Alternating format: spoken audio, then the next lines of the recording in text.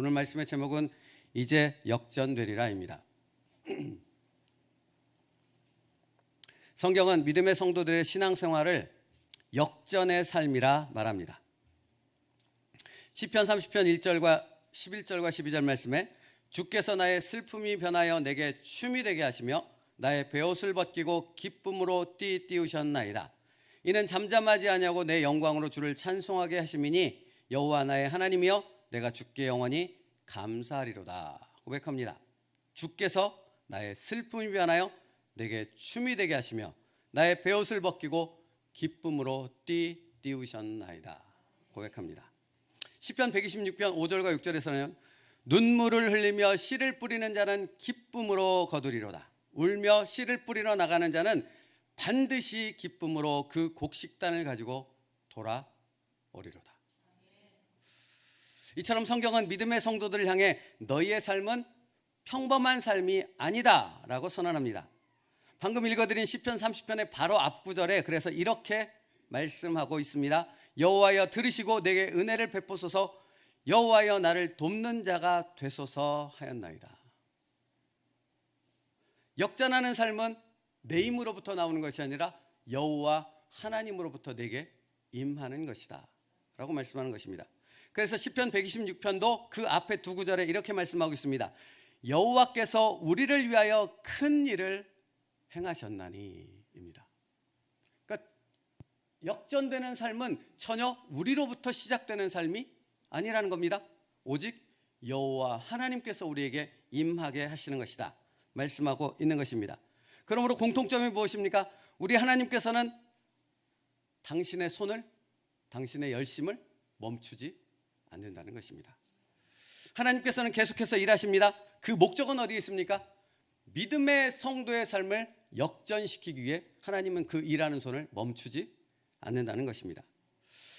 그러므로 여러분, 믿음의 성도들 향해 하나님께서는 끊임없이 그것을 강조하여 말씀하실 수밖에 없는 것이죠. 너희의 삶은 절대로 평범하지 않다는 것입니다.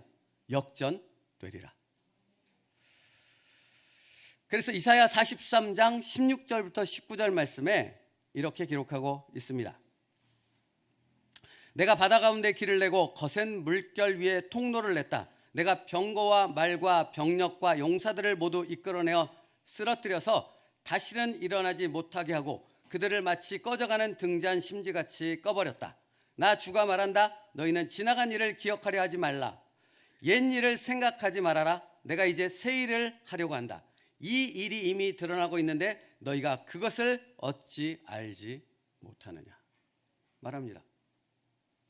사랑하는 성도 여러분, 믿음의 성도, 하나님의 백성이 맞으십니까? 그렇다면 여러분의 삶 가운데서 끊임없이 그 하나님을 통해 우리 마음 가운데 기억해야 될 것이 있다는 것입니다. 우리의 삶은 반드시 역전된다는 것입니다. 하나님께서 믿음의 성도들의 삶을 역전시키기 위해서 오늘도 쉬지 않고 있다고 그래서 말씀하시는 것입니다. 그러므로 여러분, 역전되는 삶은 어떻게 시작되는 것이겠습니까? 역전되는 성도의 삶은 어떻게 이루어지겠느냐 하는 질문이 되는 것입니다. 지금도 쉬지 않고 일하시는 하나님을 알고 그분을 기억할 때 역전되는 삶이 시작되는 것입니다. 누구를 기억하라고요? 하나님을 기억하라고요. 어디서? 여러분의 삶에서. 여기 예배당에서뿐만 아니라 여러분이 일상의 삶으로 바쁘고 여러 가지 삶의 고단한 일로 바빠서 분주한 삶을 살아가고 온 그 삶의 현장에서 여러분은 누구를 기억하라는 겁니까? 역전하시는 그 하나님을 기억하라. 오늘도 나를 위해 일하시는 그 하나님을 기억하라는 것입니다. 그리고 두 번째 기억해야 될 것이 있습니다. 그게 뭔지 아십니까? 하나님의 일하심의 방법이 어떤 것인가를 우리는 알아야 하고 기억해야 한다는 것입니다. 제가 주일학교 친구들한테 야, 오늘 예배를 잘 드리면 내가 선물 줄게 라고 했다고 생각해 보죠. 여러분, 그러면 이 친구들이 그 말을 믿고 신뢰하면, 그리고 제가 그걸 반드시 지키는 사람이라는 것을 안다면 눈을 부릅뜨고 열심히 지키지 않겠습니까? 예를 들어서 한 10만 원짜리 상품권을 준다고 하면 너무 과한가요? 능력이 별로 없어서. 어쨌든 그렇다고 한다면 이 친구들은 그것에 주목하고 무언가 열심을 내지 않겠느냐 하는 것입니다. 그런데 만약 제가 이런 약속을 하면서도 계속 이것을 어기고 지키지 않았다면 신뢰하지 않겠지요. 기대하지 않을 거라는 말입니다. 여러분, 일하시는 하나님의 방식을 여러분이 알 때 역전되는 삶을 살아갈 수 있다라고 말씀드리고 있습니다. 하나님이 어떻게 일하시는지를 여러분은 아셔야 된다고요. 하나님은 여러분의 뜻대로, 여러분의 방식으로, 세상의 방식으로 일하지 않습니다.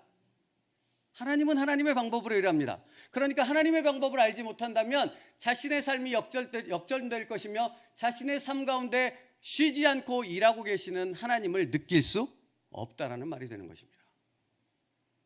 오늘 말씀을 통해 일하시는 하나님의 방식을 알아갈 수 있는 저와 여러분들이 수 있기를 축복합니다. 그러므로 여러분, 모든 사람들의 삶에 다 하나님의 역전하시는 능력이 나타나는 것은 아닙니다. 역전은 지금도 여전히 쉬지 않고 일하시는 하나님을 신뢰하는 성도들의 삶에서만 일어납니다. 하나님을 바라보는 자요, 하나님의 방식을 아는 자, 그들의 삶에서 역전하는 하나님의 역사가 일어나지 그렇지 않은 성도들의 삶에서는 일어날 수가 없습니다. 늘 말씀드리잖아요. 일어나도 그게 하나님의 역사라는 것을 그들은 알지 못한다는 것입니다. 그래서 여러분, 이런 믿음의 성도들은 무엇을 절대로 멈추지 않겠습니까? 기도를 멈추지 않습니다.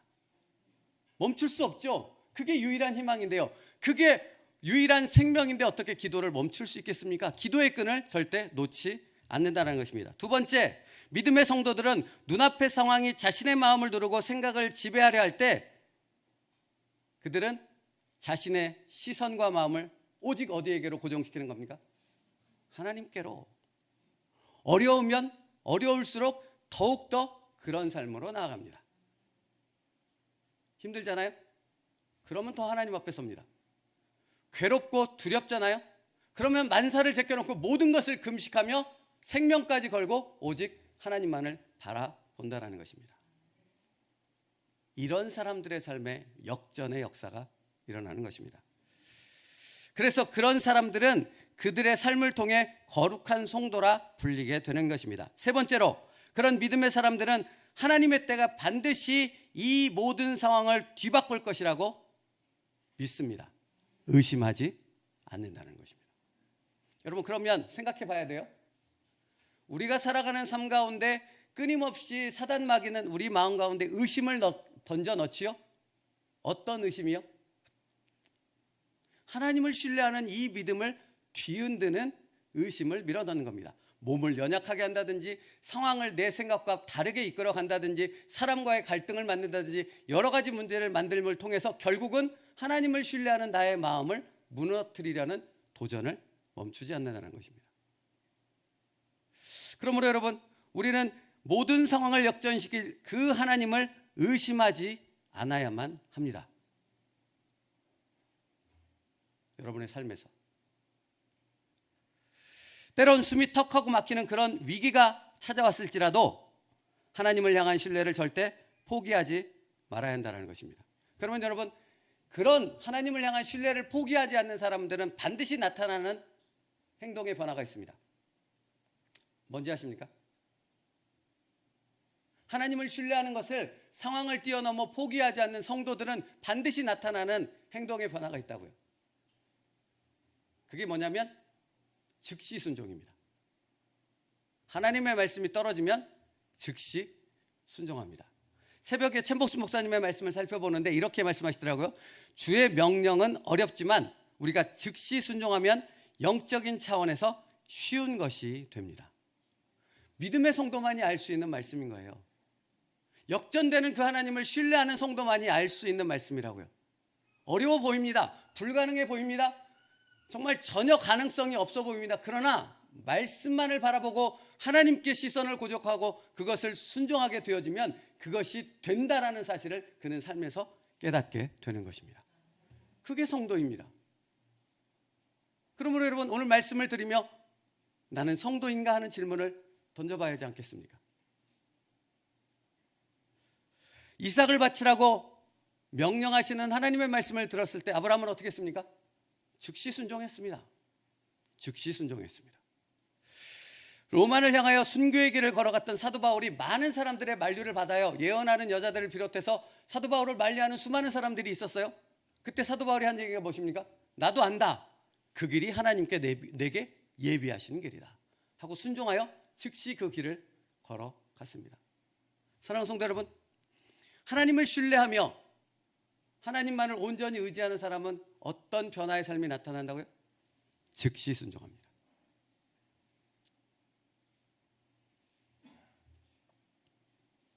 왜냐하면 그들은 모든 생각의 중심을 하나님 중심으로 하기 때문에 그렇습니다.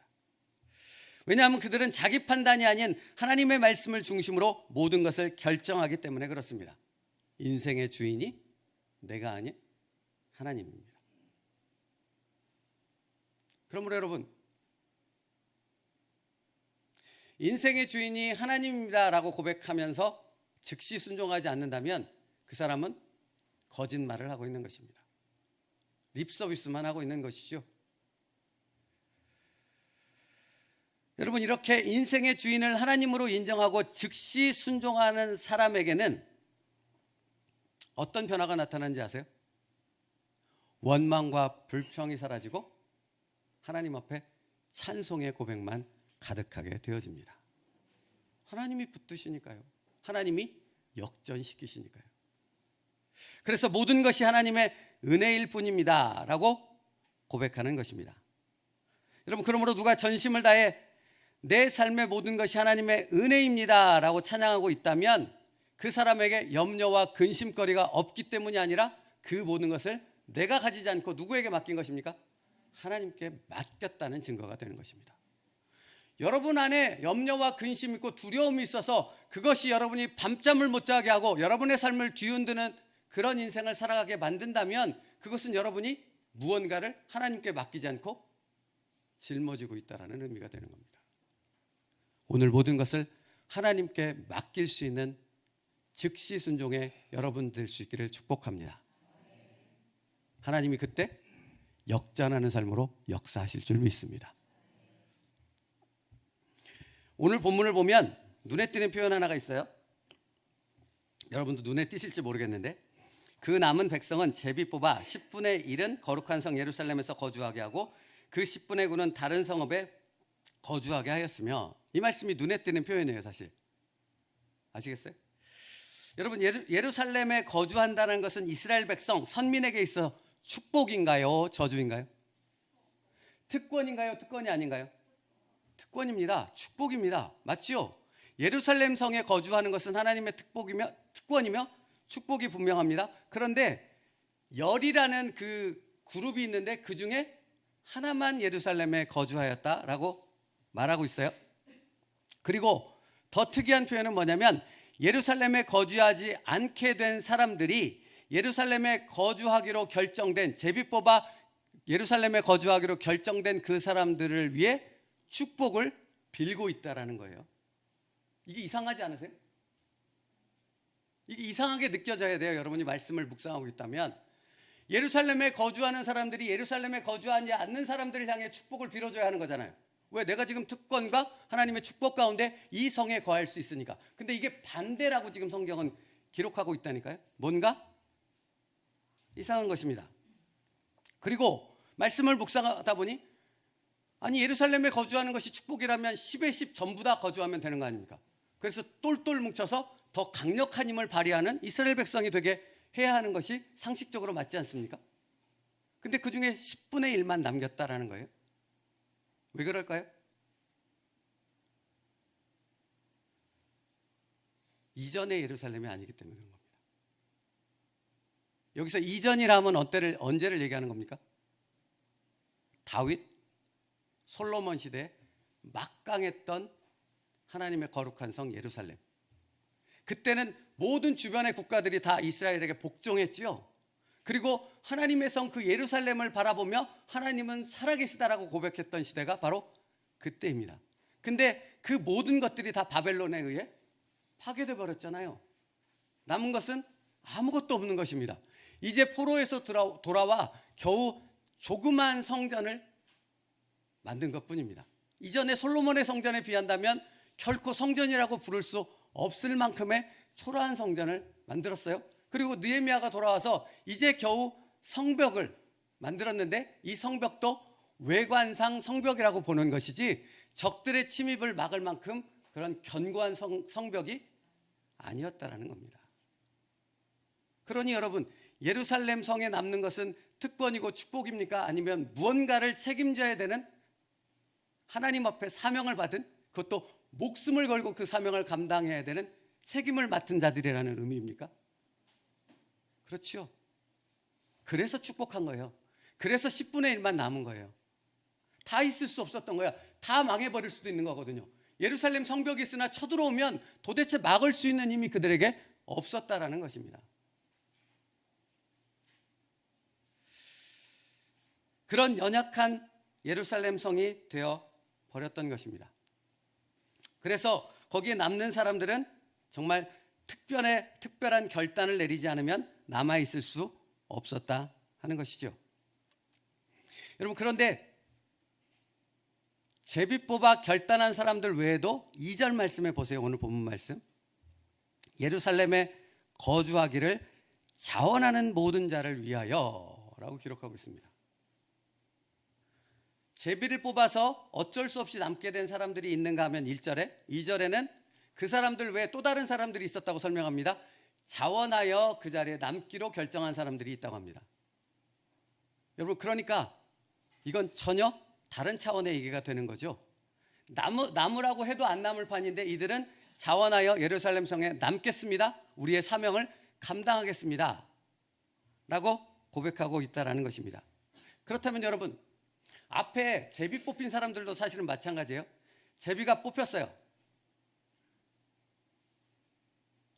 그러면 그 제비 뽑힌 부분을 거부하고 자기가 안전하게 거할 수 있는 성이나 외곽으로 도망갈 수 있을까요? 없을까요? 있겠죠, 당연히. 내가 도망간다는데 무슨 수로 맞겠습니까? 그리고 사실 제비를 뽑아 결정된 사람은 한 사람이 남는 것이 아니라 가문 단위로 뽑힌 거예요. 그러니까 그 한 가문이 전체가 다 예루살렘 성에 남아야 했다라는 거예요. 그러면 여러분, 이것이 순종하는 것이 쉬웠겠습니까? 어려웠겠습니까? 그럼 두 번째로 2절 말씀에 얘기하는 것처럼 그렇게 제비 뽑혀서 남는 것도 쉽지 않은데 자원하여서 스스로 가문 전체가 그 예루살렘 성에 남게 된다는 것은 쉬운 결정이었겠습니까? 아니겠습니까? 아니었다라는 사실이죠. 그러면 여러분, 이들이 이렇게 예루살렘 성에 남기로 결정한 것을 실행에 옮겼다라는 것은 역전하시는 하나님, 그 하나님이 어떻게 일하시는지를 그들이 알았다는 얘기가 될까요? 몰랐다는 얘기가 될까요? 알았다는 얘기입니다. 그래서 이 결정을 한 겁니다. 성경은 그 부분을 우리에게 말씀하고 있는 거죠. 그들은 그것을 알았고 그 신실하신 하나님을 신뢰했기 때문에 그 예루살렘 성에 남아 그것을 지키는 하나님의 뜻에 순종했다 하는 것입니다. 자, 그러면 이제부터가 이제 들어갈 부분인데요. 그러면 그들 가운데 그런 하나님을 신뢰하는 역전하신 하나님을 바라보는 믿음은 그들에게 어떻게 생겼을까요? 하는 질문입니다. 이제 우리가 살펴봤던 말씀을 앞에서 차곡차곡 성경을 보면서 살펴볼게요. 그들의 믿음은 하루아침에 생긴 건 아니겠죠. 무언가의 과정이 있었겠죠. 그리고 이 과정을 여러분에게 설명하는 것은 여러분의 삶이 역전하는 하나님의 축복된 자녀의 인생이 되길 원해서입니다. 그냥 되지 않는다고요. 모든 사람이 다 역전하는 인생을 살아가는 것은 아니라고요. 믿음 안에 설 때 그렇게 된다는 것입니다. 그러면 이들은 그 믿음이 어떻게 생겼는가 하는 부분을 설명하겠습니다. 여러분, 에스라서와 느헤미야서는 원래 한 권이라고 말씀드렸죠. 그러면 이 에스라서와 느헤미야서의 시작은 어떻게 기록되고 있습니까? 에스라서 1장 1절이요. 같이 읽겠습니다. 시작.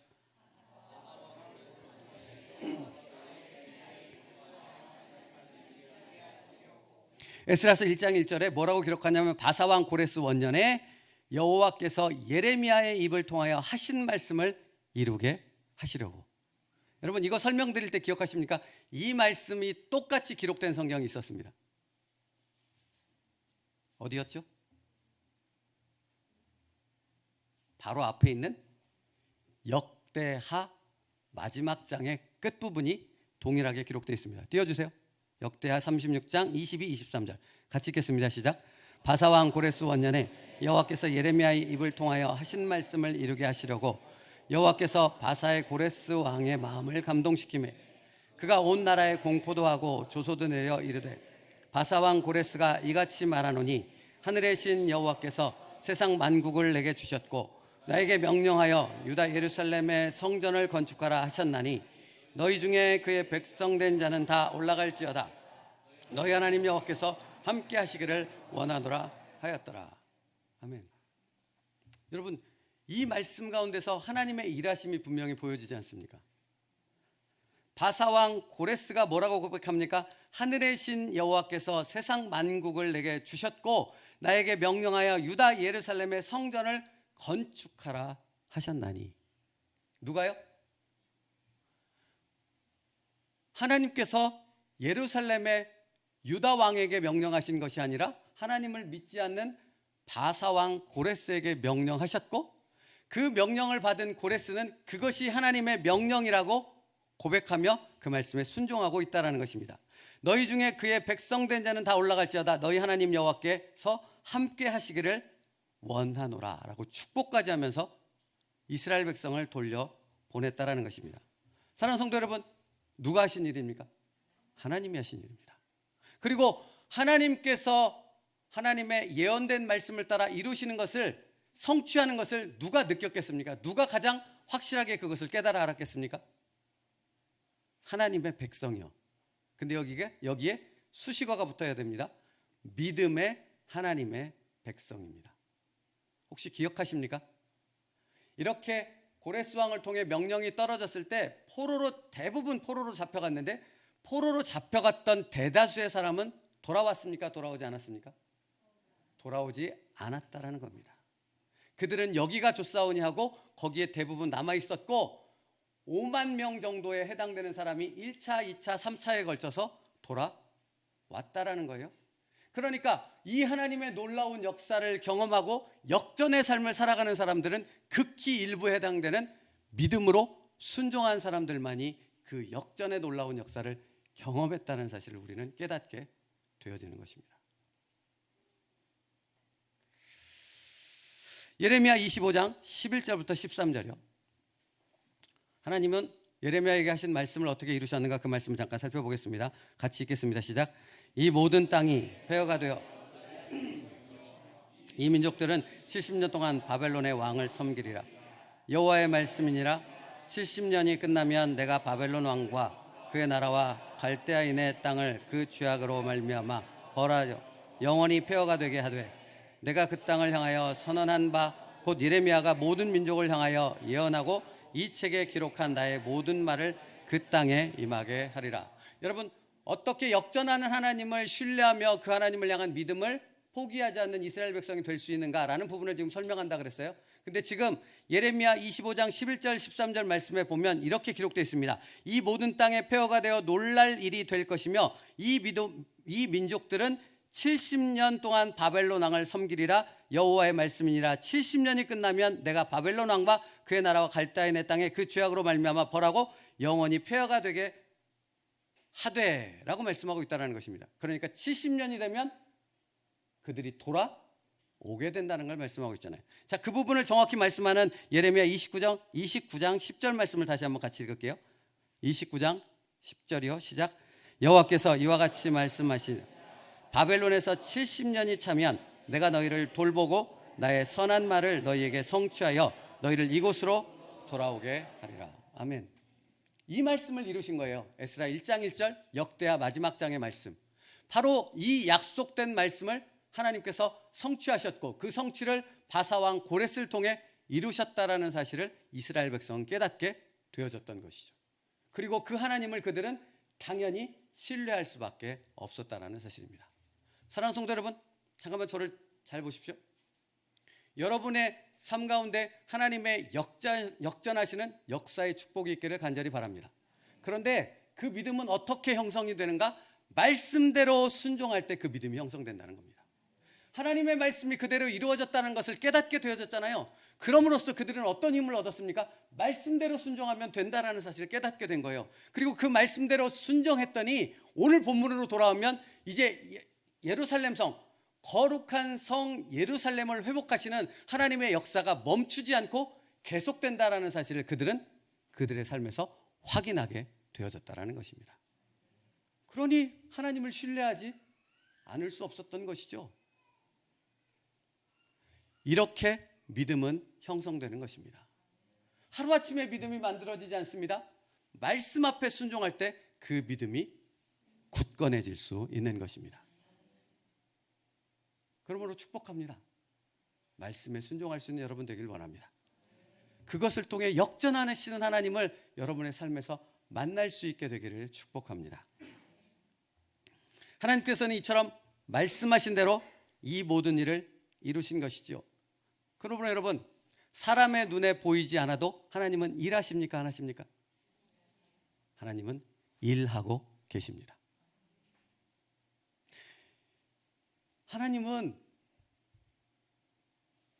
하나님은 내 일을 모를까? 내 상황을 모를까? 내 아픔을 모를까? 내 이 고통을 도대체 모르시는 것일까? 왜 가만히 계시는 거지?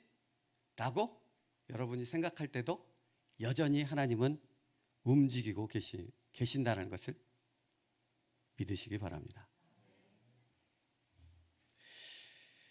출애굽기에 보면 모세가 하나님께 십계명을 받으러 시내산으로 올라가지요.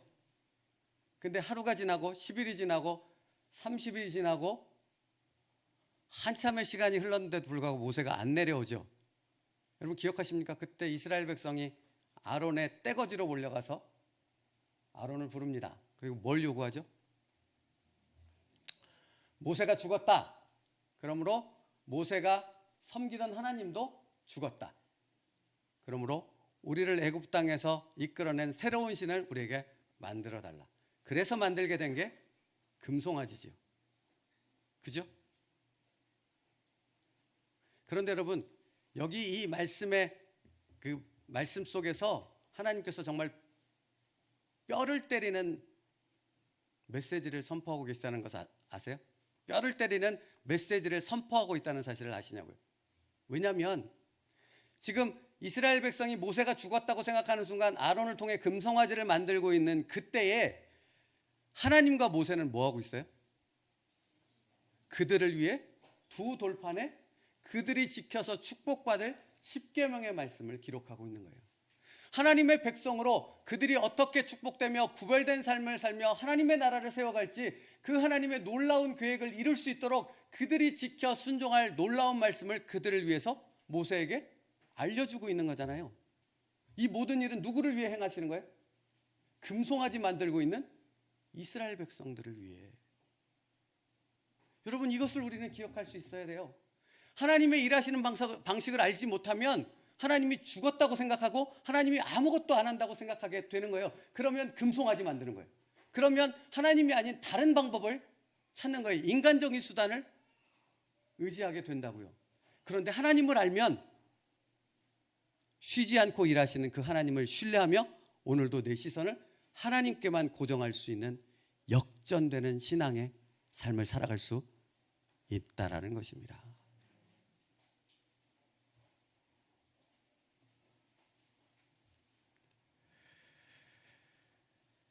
사랑하는 성도 여러분,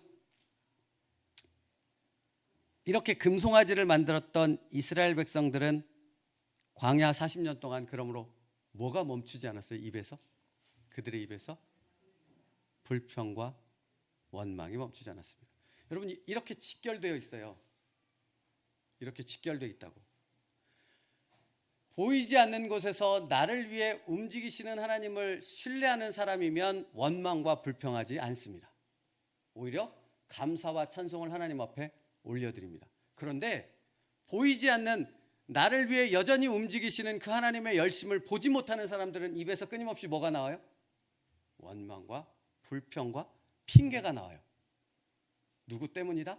하나님 때문이다? 어떤 상황 때문이다? 하는 핑계가 나와요. 하나님을 알지 못하기 때문에 그런 것입니다.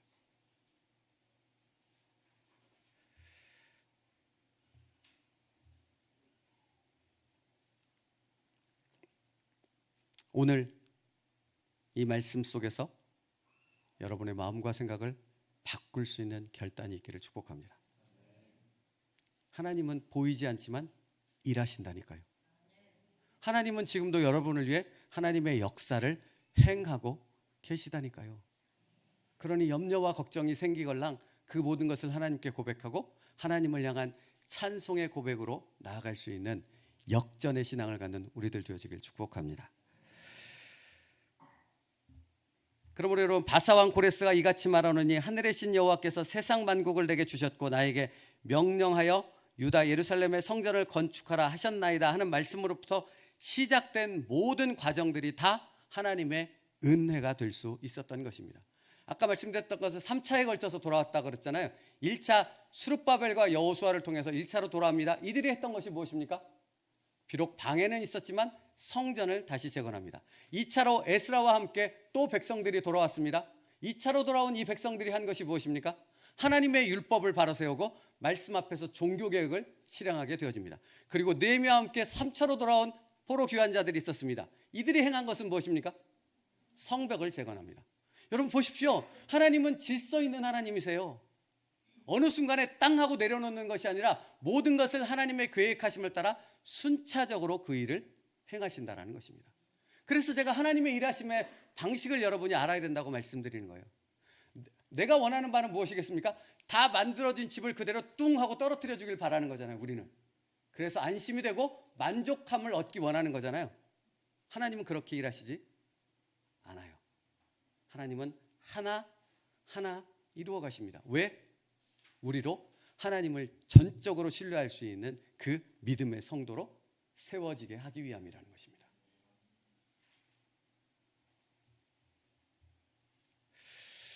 여러분, 그래서 이 하나님을 경험한 이스라엘 백성들이 지난주 우리가 말씀 속에서 살펴봤던 놀라운 결단을 했던 거예요. 혹시 기억하시나요? 지난주 이스라엘 백성이 어떤 결단을 했는지 3가지 말씀드렸는데, 첫째 10장 28절부터 30절까지의 말씀을 보면 그들이 누구를 내쫓았어요? 이방 여인들과 결혼했던 것을 하나님 앞에 회개하고 그들과 그의 자녀들을 그들의 고향으로 다시 돌려보낸 것입니다. 여러분, 이건 생이별이에요. 쉽지 않았다라는 얘기입니다. 근데 살아계신 신실하신 하나님을 그들이 만났기에 그런 결단과 그것을 실행에 옮기는 일이 두렵거나 걱정되지 않았다라는 것입니다. 그다음에 두 번째 행했던 일이 무엇입니까? 31절 말씀에 안식일과 안식년을 지키기로 결단했다 그랬잖아요. 그렇죠? 근데 아직 예루살렘 성은 지금도 살펴봤지만 시장 경제도 형성이 되어지지 않았고 재정적으로도 풍족하지 않은 상태였다고요. 그런데 그 상태에서 다른 그 사람들과 거래하는 것을 안식일에는 하지 않겠다 결정한 것이고, 두 번째로 안식년이 되어지면 땅을 쉬게 하고 모든 빚을 탕감해 주겠다 결정했다라는 것입니다. 뭐가 있어야지 이렇게 순종할 수 있어요? 믿음이 있어야 됩니다. 하나님을 향한 신실하신 하나님을 신뢰하는 그 믿음이 없이는 이렇게 행할 수 없는 거죠. 세 번째 결정했던 것이 무엇입니까? 성전의 모든 필요한 것을 자신들이 공급하겠다라는 결정입니다. 여러분, 이러한 모든 순종은 하나님 앞에 신실하신 하나님을 신뢰하는 믿음 가운데 있었기 때문이라 하는 것입니다. 말씀을 마치겠습니다. 모든 사람의 삶이 다 역전되는 삶은 아니라고 했습니다. 어떤 사람의 삶이 역전하는 삶이 된다 했습니까? 여전히 쉬지 않고 일하시는 하나님을 신뢰하는 성도들의 삶 가운데 역전되는 삶이 일어난다 했습니다. 그들이 나타나는 첫 번째 특징이 뭐라고 했습니까? 그들은 기도를 멈추지 않습니다. 두 번째 특징은 무엇입니까? 상황이 어렵고 힘든 고단한 삶이 계속될수록 더욱더 누구에게 집중한다고요? 그들의 시선과 마음을 오직 하나님께만 집중한다는 사실입니다. 세 번째 무엇입니까? 모든 상황 속에서도 그들은 하나님을 절대로 의심하지 않는다는 것입니다. 여러분, 나의 이 모든 상황을 아시는 그 하나님을 신뢰할 수 있는 우리가 되어지기를 축복합니다. 그 하나님을 의지하기에 우리의 삶에 역전되는 성도의 축복이 있기를 간절히 바랍니다. 그분은 오늘도 우리를 위해 일하시는 줄 믿습니다. 기도하겠습니다. 살아계신 하나님, 때로는 눈앞의 상황이 우리의 마음을 뒤흔들고 우리의 생각을 다른 곳으로 향하게 합니다. 아버지 하나님, 그때 더욱 하나님의 말씀을 붙잡고 하나님께만 우리의 시선을 맞출 수 있는 믿음의 성도가 될 수 있게 하여 주시옵소서. 그래서 기도를 멈추지 않는 성도 되게 하시고 우리의 삶을 역전하시는 놀라운 하나님을 우리의 삶 속에서 만나는 모든 축복된 세움누리교회 성도 될 수 있도록 인도하여 주시옵소서. 예수님의 이름으로 기도 올려옵나이다. 아멘.